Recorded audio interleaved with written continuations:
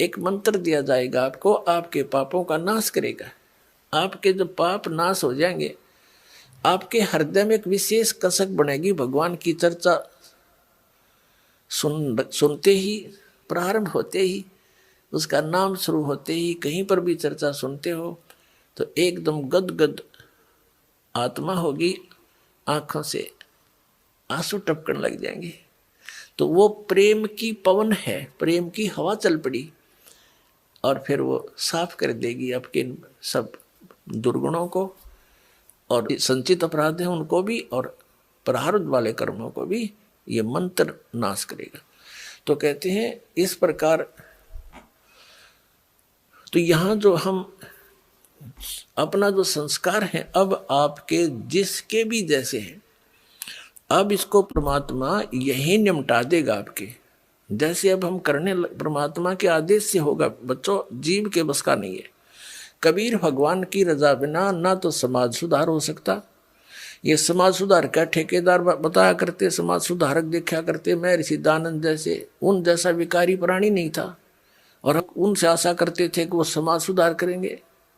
भांग वो पीता था, तमाकू सूंगा तमाकू खावे और हुक्का पीवे, नंगा रहे, अबरक भस्म खावे और चाय पीवे 150-125 वर्ष पहले। तो कहने का भाव ये है, किसी जीव का दोष नहीं, यू काल किसी के पंजे नहीं टेकने देता। ऋषि में ऋषि फेल कर दिए। विश्वामित्र जैसे राजा था, विश्वामित्र राज त्याग कर जंगल में जा बैठा, घोर तपस्या करने, रास्ता था नहीं इनके पास, परमात्मा का साथ नहीं, काल इसके इनके इर्द गिर्द रहता है, इनकी बकवाद को तुरंत खराब करने के लिए साधना कर रहा था।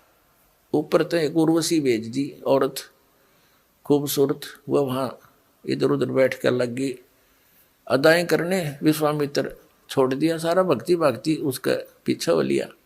एक लड़की को जन्म देकर पटक कर उसके बारने आ गए। 6 महीने की होली जब पकड़ रही सी तेरे लड़की को, और अब तेरा और मेरा इतना मतीस से काम आई थी बता। मन के मारे बन गए बन तज मस्ती माँ, कह कबीर के करूँ यो मन तब माने ना। जंगल में टिंडे लेने गया था घर छोड़ कर, और यो काम करना था। अकल है तो यू काल ना टिकने देता। ये जीव के बस की बात नहीं, ये तो परमात्मा साथ रहेगा, काल को दूर रखेगा, दुर्बुद्धि से बचाएगा। ऐसे ही इन महर्षियों ने कोशिश की समाज सुधारण की, लेकिन खुद ना सुधर सके और उनकी खाक सुधारेंगे, तो इनके बस की बात नहीं थी। ये काल इतना प्रबल है। ये तो कहते हैं काल डरे करतार से, जय जय जय जगदीश, ये जोरा जोड़ी जाड़ता पगरज डार शीसे। कहते हैं काल डरे करतार से और जय जय जय जगदीश,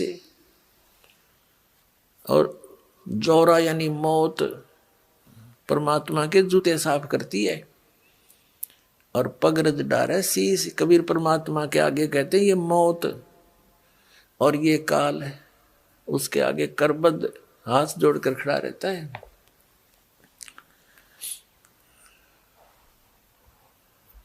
तो क्या बताते हैं, तो ये काल जो है सबको ऐसे तंग करता है। ये देखो महापुरुषों ने कोशिश की, जैसे आदरणीय नानक साहिब जी को परमात्मा मिले थे और उन्होंने प्रतिबंध लगा दिया था कि मांस शराब तमाकू छूना भी नहीं है। एक सवत समाज बना, कुछ दिन चला, उसके बाद फिर विकार आ गए। तो ऐसे अब जो समाज तैयार होगा, इसमें हजारों वर्षों तक विकार नहीं समाओगे। अब ऐसा समाज तैयार करेंगे हम।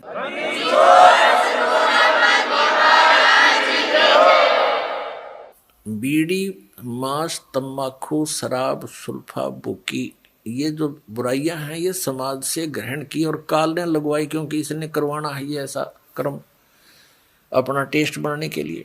तो अब धीरे धीरे ये समाज हमारा बहुत ज़्यादा विकसित होगा, बहुत फैलेगा, और जब अच्छे समाज की अधिकता होगी, 90% लोग तो देखम देखा अच्छाई में लग जाते हैं और 90% बुराई भी देखा देखी किया करते हैं। जैसे हमने देखा, जो बच्चे हमारे साथ पढ़ा करते थे उस समय वो कोई भी बीड़ी, शराब, मांस, तम्बाकू टच नहीं करते थे। जब उनको नौकरी मिल गई, वहां देखा लंबी सिगरेट लाकर और नो करें, वो भी देखम देखा लागे करन, तो वो बुराई शराब भी शुरू कर दी और वो सिगरेट बीड़ी भी शुरू कर दी। वो बुराई देखा देखी सीखी, उनकी कोई ट्रेनिंग थोड़ी है। तो ऐसे ही हम देखा देखी बुराई पर जो लगे थे अब उसको छोड़ेंगे, और इस ज्ञान के आधार से इतना दृढ़ हो जाएंगे, हमने विष दिखाई देगा रिश्वत लेना या दहेज लेना और देना। अब ये दहेज क्या है? अपनी बेटी पर भार लादना है, और जो लेने वाला है वो अपने सिर पे वजन रखेगा। तो अब परमात्मा क्या करेगा कि आपके ये संस्कारों को निमटाएगा। जैसे अब प्रारंभ कर दिया है परमात्मा की दया से, बुद्धिमान पुण्यात्माएं हैं, भगत हैं, वो समझने भी लगे दास के इस उद्देश्य को। तो वो क्या करते हैं, सिंपल वे से अपने बेटा और बेटियों को लाते हैं और सिंपल एक रामायणी परमात्मा की महिमा का गुणगान करते हैं, बच्चों को बैठा करके। उस परम पिता के मुख से बोली वाणी है ये, और इससे बच्चों के संस्कार जुड़ते हैं। तो ना कोई लेना है ना देना है। अब लड़के का लड़की से विवाह नाता जोड़ना है वचन से, माया से नहीं। पहले माया कहाँ थी? जब ब्रह्मा विष्णु महेश का ब्याह हुआ, जब कौन से राजा ने सिक्के छाप रखे थे और किसने नोट बना रखे थे, तो हमारी अकल काम ना करती। हम वर्तमान की परंपरा में इतने धस जाते हैं कि हमारी बुद्धि काम ना करती। इस माया से ब्याह होगा? ये तो हम दोषी बना रहे हैं एक दूसरे को, कर्जवान बना रहे हैं बच्चों को। तो फिर ये जो संस्कार आपके आपस के थे परमात्मा खत्म कर देगा, यहीं फिनिश कर देगा, आपके आगे नहीं बढ़ने देगा। आगे बढ़ाओगे तो फिर सारे नियम तोड़ के बढ़ाओगे, फिर आपकी भक्ति भी जाएगी, संस्कार फिर नए सिरे से शुरू हो जाएंगे, यहीं धक्के खाओगे, भटकते रहोगे। अब ये समय है यहाँ से निकलने का। तो जो दास आपको बता रहा था, अब परमात्मा गरीबदास साहिब जी की आत्मा को लेकर सचखंड में गए। वहां जाकर क्या देखा कि अन्य रूप में परमात्मा एक सिंहासन के ऊपर बैठे हैं और सुंदर शरीर है। एक रोमकूप में करोड़ सूर्य करोड़ चंद्रमा मिला दे इतनी रोशनी है परमात्मा की। मनुष्य दृश्य है, निराकार है। अब प्रसंग यहां से चला था कि ये राधा स्वामी पंथ, जय गुरुदेव पंथ, सत्ता सौदा सिरसा वाले का पंथ, या और भी किससे तो बात कर लो, सब ये कहते हैं परमात्मा निराकार है। चाहे कोई राम कृष्ण का पुजारी है और विष्णु जी की मूर्ति रखे, हम भी ऐसे ही करते थे। फिर पूछते थे कि भगवान कैसा है? कि परमात्मा तो निराकार है, वो तो दिखाई थोड़ा देता है, उसका तो प्रकाश प्रकाश दिखता है। फिर श्री विष्णु जी की मूर्ति किस लिए रखी जब भगवान निराकार है? तो विष्णु जी क्या है? तो हमारा ज्ञान कोई आधारित नहीं था। हमारा जो ज्ञान है ये विचलित था, निराधार था। अब जैसे गीता जी अध्याय नंबर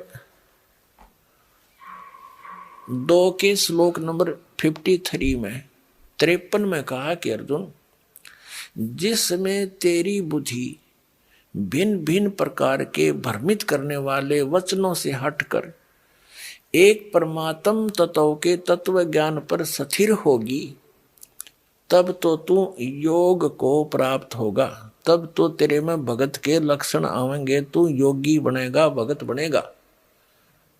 तो दास आपको ये भिन्न भिन्न प्रकार के भ्रमित करने वाले वचनों से हटाकर और उस एक तत्व ज्ञान पर स्थिर करना चाहता है। उसके लिए आप जी को